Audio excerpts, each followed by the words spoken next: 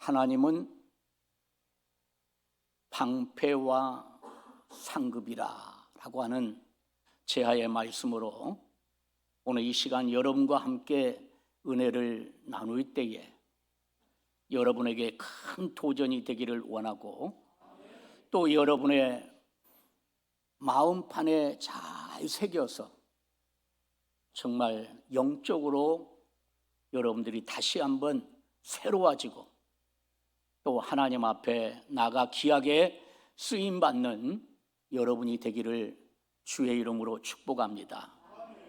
우리는 신앙 생활을 하면서 누구나 고비를 만납니다. 이때에는 정말 우리의 믿음 생활에 회의가 듭니다. 소망이 사라지고 절망만 느껴집니다.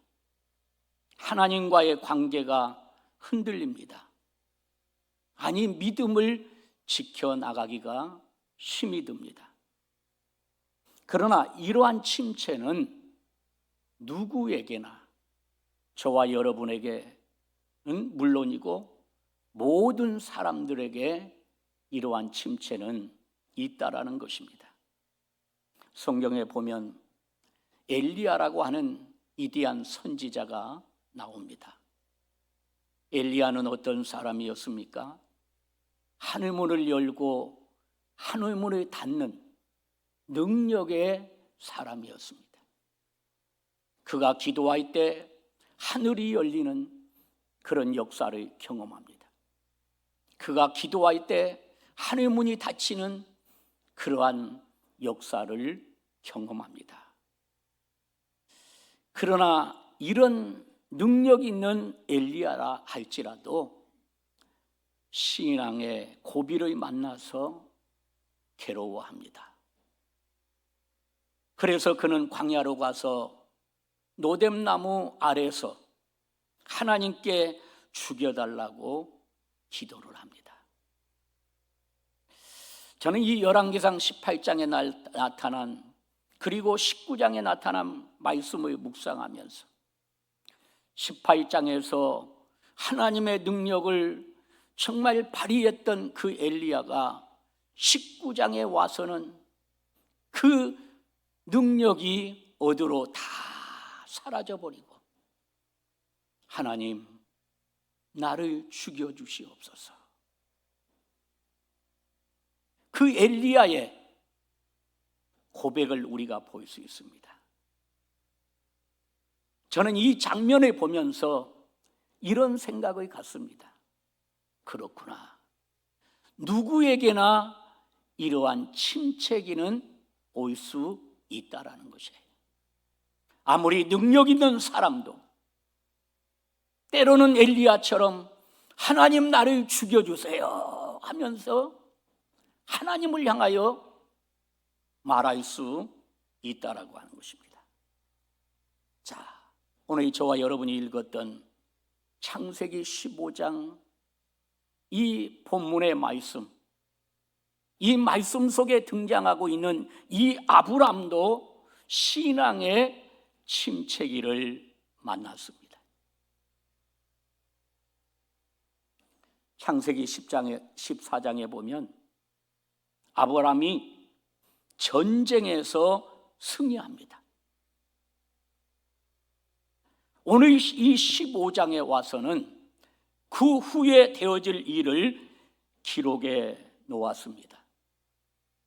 저는 오늘 본문의 중심으로 해서 하나님은 어떤 분이신가, 내가 만난 하나님이 어떤 분이신가를 오늘 말씀을 들으면서 생각해 보면서, 또한 오늘 아브람이 하나님을 만난 그분은 어떤 하나님이었는가 라고 하는 그런 정말 말씀을 살펴보기를 원합니다. 저는 여러분에게 거듭 말씀을 드린다면 저와 여러분들은 하나님을 알되 힘써 알기를 주의 이름으로 축복합니다. 첫 번째로 하나님은 어떤 분이신가 라고 생각할 때 오늘 본문 속에서 하나님은 우리와 대화하시기를 원하시는 분이다 라고 하는 것입니다.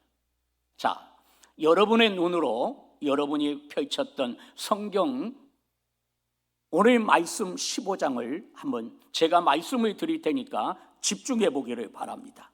성경으로 집중해 보세요. 스크린을 일부러 띄우지 않았습니다. 말씀을. 자, 15장 1절에 보면 여호와의 말씀이 환상 중에 아브라함에게 임합니다. 그리고 2절에 보면 어떻게 합니까? 아브라함이 하나님께 뭐 합니까? 말씀합니다. 말을 한다 이 말이죠. 이것이 바로 2절에 아브라함이 이르되 하나님을 향하여 말합니다. 그리고 4절에 보세요. 4절의 말씀에 보면 여호와의 말씀이 그에게 임하여 이르시되, 여호와의 말씀이 아브라함에게 지금 임합니다. 그리고 7절로 가보세요. 7절의 말씀에 보면은 하나님께서 아브라함에게 또 말씀하십니다. 또 그에게 이르시되. 그리고 8절로 보세요. 8절에 보면 그가 이르되 주 여호와여. 아브라함이 하나님을 향하여 말을 합니다. 그리고 9절에서 또 어떤 변화입니까? 여호와께서 아브라함에게 말씀하십니다. 여호와께서 그에게 이르시되. 그리고 더 나아가 보세요. 13절에 보니까 여호와께서 아브라함에게 이르시되, 여호와께서 또 아브라함에게 말씀하십니다. 그리고 18절로 가볼까요? 18절에 보면 이제 여호와께서 아브라함에게 말씀하시죠. 그날에 여호와께서 아브라함과 더불어 언약을 세워 이르시되. 이제 저를 보세요. 지금 여기에 나타나고 있는 말씀이 어떤 내용입니까? 무슨 내용입니까? 오늘 여기에 1절에서부터 18절까지 나타난 말씀을 줄여서 한마디로 여러분에게 말씀을 드린다면 하나님은 말씀하셨고 아브람 역시 하나님께 말을 했다라는 겁니다.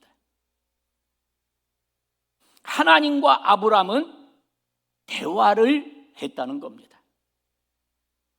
하나님은 믿는 우리와 대화를 하시는 분이라는 것을 결코 잊지 않기를 바랍니다. 내 곁에 오셔서 나와 함께 하시는 분입니다. 그리고 나와 대화를 하시는 아주 친밀한 분이시다라고 하는 것을 잊지 마세요. 그렇습니다. 말을 했다고 하는 것을 우리는 어떻게 우리의 삶에 적용시켜야 될까요? 저는 말을 했다고 하는 것은 기도를 말한다라고 말씀하고 싶어요. 우리가 야곱이 야복강에서 천사와 씨름하는 장면, 이 야복강에서 천사와 씨름하는 장면을 우리는 뭘로 적용시킬 수 있지요? 기도로 적용시킬 수 있습니다. 천사와 씨름했다. 그 당시에 무슨 씨름이 있겠어요? 기도한 거예요. 오늘 말씀으로 말하면 말을 한 겁니다. 아브라함이 하나님께 말하는 것처럼 말을 한 거예요. 이것은 바로 기도라고 하는 의미로 받아들여도 전혀 손색이 없다라고 하는 것이에요. 그래서 기도는 말하는 기능을 가지고 있는 거죠. 기도는 말하는 기능을 가지고 있고 또 듣는 기능이 함께 작동해야 된다라고 하는 것이죠. 보통의 경우에 기도의 모습을 보면 자기가 하고 싶은 말만 하고 기도를 끝내버립니다. 기도는 내가 하나님께 말하고 하나님께서 나에게 말씀하시는 시간이라고 하는 것을 잊지 말아야 돼요. 그래서 우리가 기도하는 것을 침묵 가운데 기도할지라도, 골방에 들어가서 기도할지라도, 아니 우리가 정말 간구와 부르짖음으로 기도할지라도 반드시 기도한 다음에는 하나님의 소리를 들어야 돼요. 그래서 기도는 말하는 기능과 듣는 기능이 있다라고 하는 것을 꼭 알아야 돼요. 저는 언제 저 자신에게 묻는다면 그 기도의 기능 속에서 듣는 것을 많이 듣느냐? 금요일 밤입니다.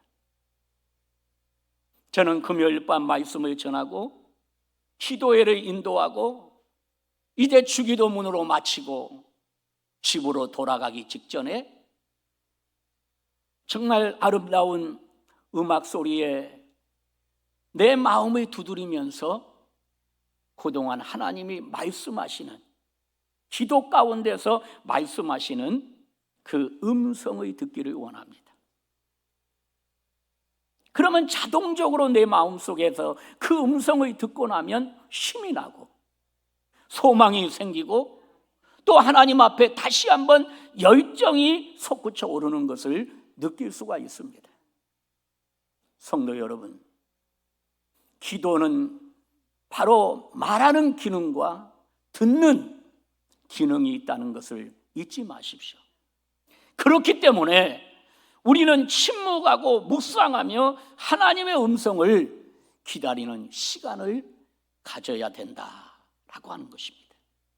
우리는 침묵 속에서 영의 길을 통하여 하나님의 음성을 들어야 합니다.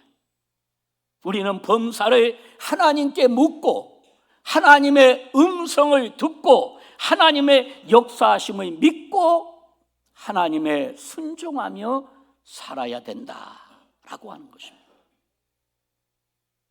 두 번째는 오늘 읽었던 말씀에 보니까 하나님은 우리의 방패시다라고 말씀합니다. 14장에 보면 아브람은 기습 공격을 당하여서 그돌라오메의 연합군의 승리를 거둡니다. 하지만 그 일로 인하여서 많은 원수를 만들게 됩니다. 많은 원수들을 만들게 되었습니다.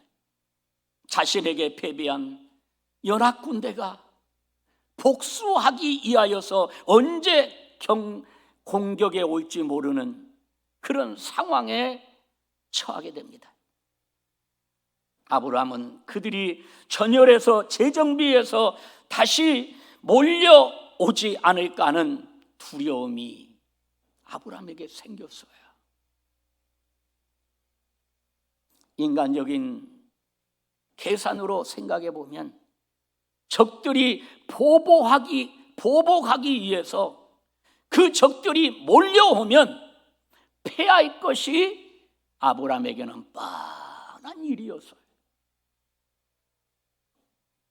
이번에는 한밤중에 기습 작전을 펼쳐서 이겼지만 사실 군사적으로는 도저히 적들을 이길 수 없는 그런 상황입니다. 그래서 아브라함은 두려워했던 거예요. 두려워했습니다. 기습 공격을 해서 정말 연합군을 물리쳤지만 전쟁이라고 하는 것이 그렇잖아요. 한번 기습 공격을 해서 여러분 연합군을 물리쳤다고 할 때 그 연합군들은 다시 기습 공격에 대한 것은 대비할 것입니다. 그것을 안 이 아브라함은 지금 두려워했던 거예요. 본문의 1절을 보세요. 오늘 읽었던 본문 1절에 보니까 두려움에 사로잡힌 아브라함에게 하나님께서 나타나십니다. 같이 읽어볼까요? 이후에 여호와의 말씀이 환상 중에 아브라함에게 임하여 이르시되 아브라함아 두려워하지 말라. 나는 내 방패요 너의 지극히 큰 상급이니라. 지금 두려움에 떨고 있는 이 아브라함에게 하나님은 나타나셨어요. 그리고 그에게 말씀합니다. 뭐라고 말씀했어요? 아브라함에게 말씀하시는데 아브라함아 두려워하지 말아라. 나는 너의 방패다 라고 말씀합니다. 그렇다면 오늘 저와 여러분이 이 아브라함에게 주신 말씀을 통해서 나는 너의 방패다 라고 말씀했는데 이 방패가 무엇입니까? 이 방패가 무엇인가를 저와 여러분이 알아야 될 거 아니에요. 방패가 무엇입니까? 방패는 우리가 잘 아는 대로 적의 칼이나 창의 공격으로부터 사람을 보호하는 방어용 무기가 바로 방패입니다. 하나님께서 아브라함에게 있어서 방패가 되신다고 하는 말은 하나님께서 아브라함을 보호해 주시겠다. 옆 사람 손을 한번 바라보고 손 한번 잡아요. 이번 한 주간도 나보지 말고 옆 사람 눈을 봐요. 제가 늘 가르쳐줘도 엉뚱한 데 보고 그 사람을 무시하는 경향이에요. 그 사람 손을 잡고 하나님께서 한 주간도 당신을 보호해 주실 것입니다. 방패가 되어 주신다고 하는 것은 결과적으로 하나님께서 저와 여러분을 보호해 주시겠다. 보호해 주시겠다. 세 번째, 하나님은 아브라함에게 말씀하십니다. 뭐라고 말씀하시죠? 하나님은 우리의 상급이십니다. 아멘이십니까? 본문의 1절에 말씀해 보니까 하나님은 아브라함에게 상급이 되신다고 말씀했어요. 여러분, 이 상급이라고 하는 단어가 뭔가를 원문 속에서 추적해 보았어요. 원문 속에 추적해 보니까 이 상급이라고 하는 단어의 용어가 두 가지로 나타나는데 하나는 보상, 또 하나는 임금을 의미합니다. 보상과 임금을 의미하고 있어요. 원래는 전쟁의 용병들에게 지불하는 대가를 말합니다. 할렐루야! 제가 왜 할렐루야를 했는가를 잘 아셔야 돼요. 용병의 대가를 말합니다. 그렇다면 하나님께서는 왜 자신이 아브라함의 상급이라고 하셨을까요? 그것을 우리가 오늘 또 말씀을 들으면서 추적해 보지 아니할 수 없다 이 말이에요. 왜 자신을 가리켜서 하나님은 상급이라고 하셨을까요? 하나님께서는 아브라함의 허탈한 마음을 아셨던 거예요. 전자에 나타난 말씀과 연결시켜 본다면 두려움에 떨고 있는 그 아브라함,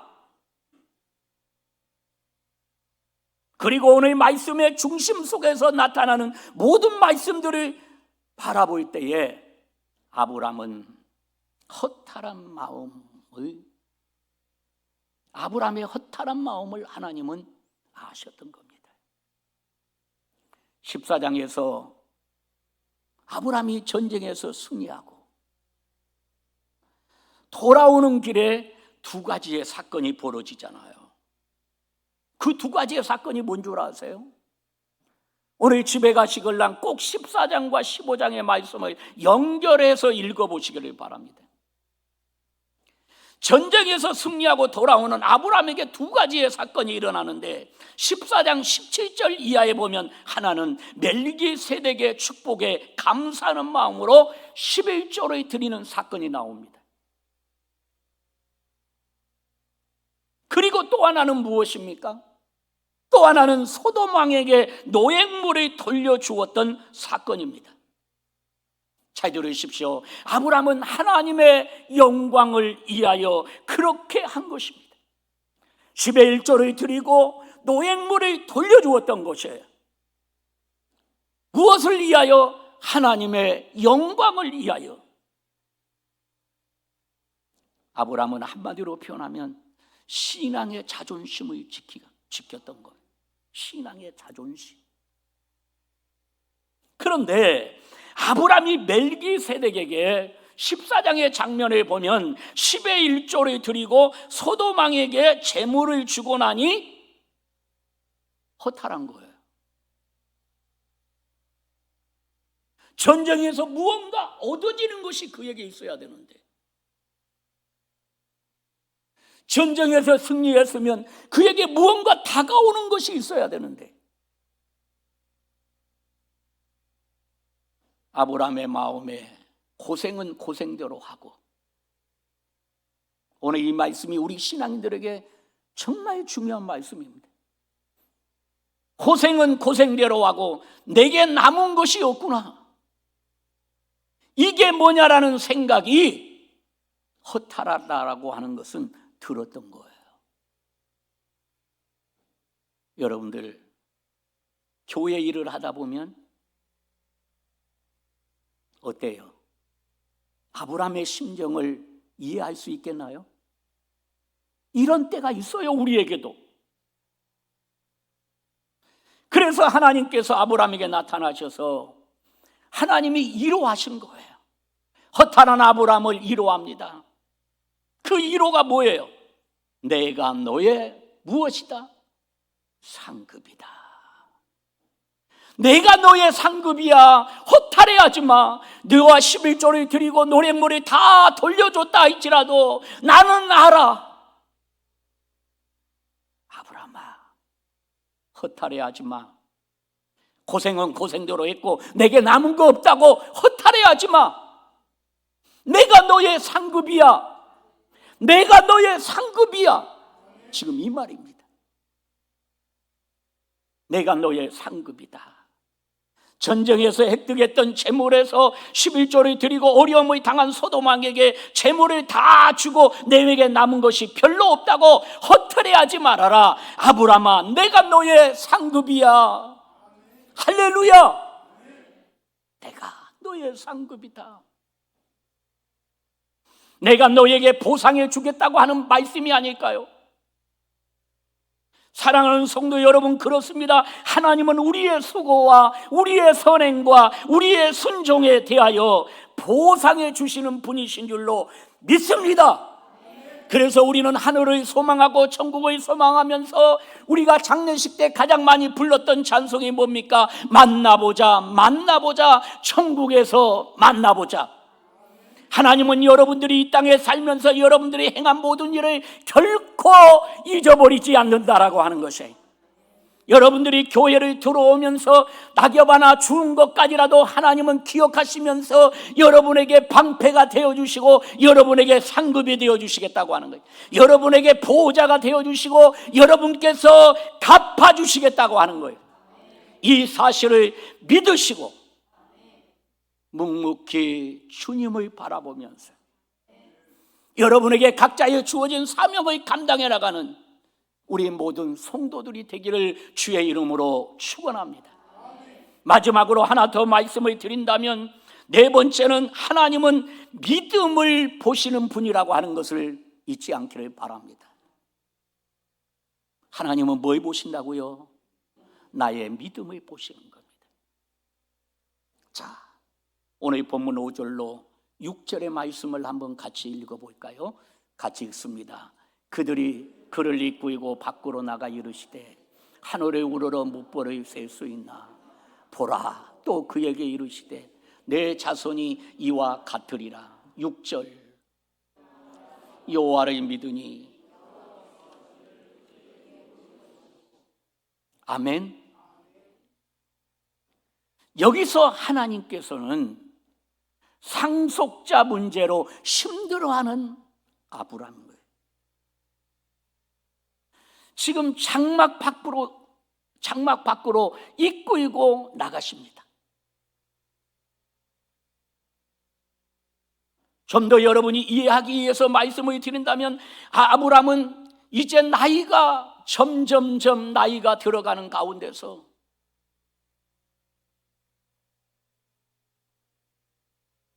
엄청난 자녀를 생산할 수 없는, 상속자를 가질 수 없는, 제가 설명하지 않아도 여러분이 시간 관계상 제가 설명하지 않는데 정말 가질 수 없는 그러한 나이에 이르렀어요.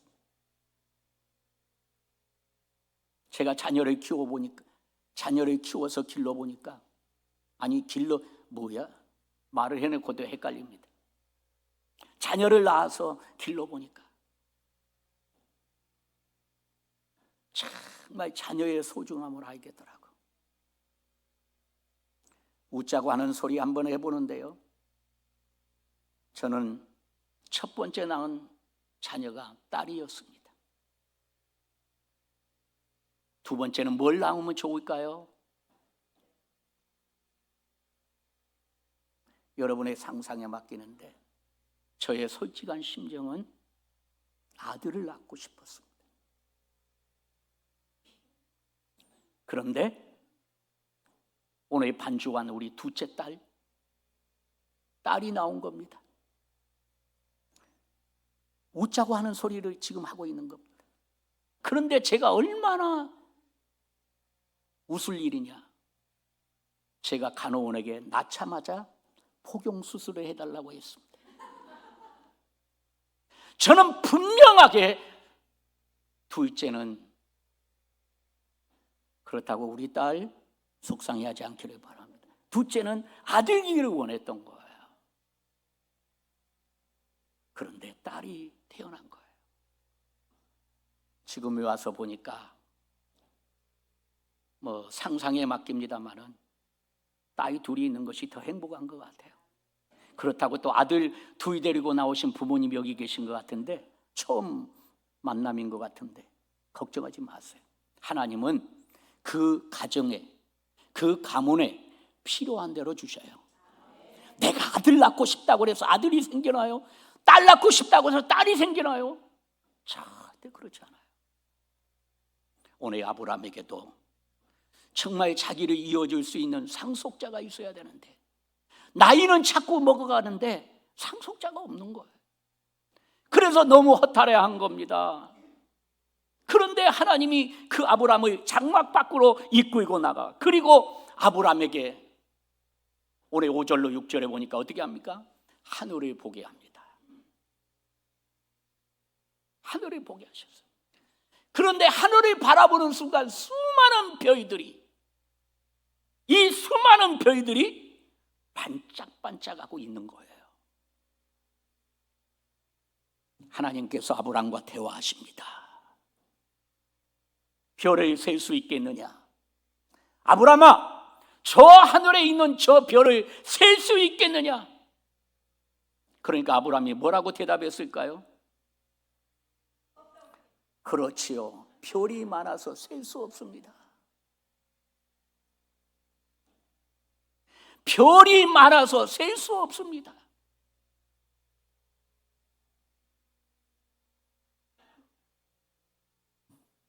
그런데 하나님은 뭐라고 말씀하신가요? 오늘 본문 성경을 보세요. 너의 자녀들이 하늘의 별처럼 셀 수 없이 많아질 것이다.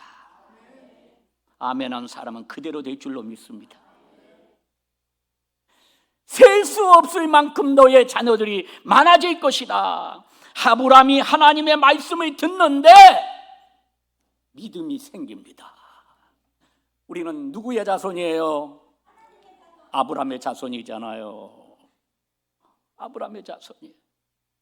믿음이 생기는 거야. 하나님의 말씀을 듣는 순간 아브라함에게 믿음이 생겼어요.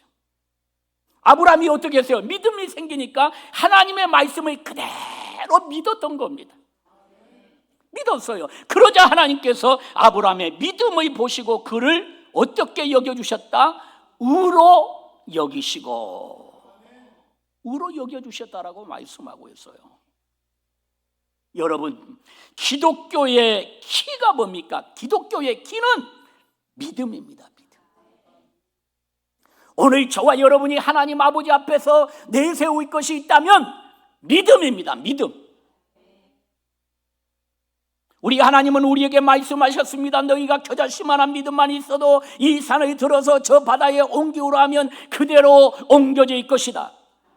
우리가 어려운 일을 당하고 하나님 앞에 기도할 때 주님은 우리에게 말씀하셨습니다. 너의 믿음대로 될지어다.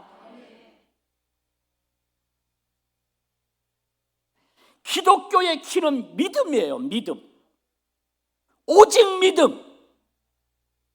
성경은 우리가 의롭게 되는 것은 우리의 행위가 아니고 하나님의 열심, 믿음이라고 말씀하고 있는 거예요.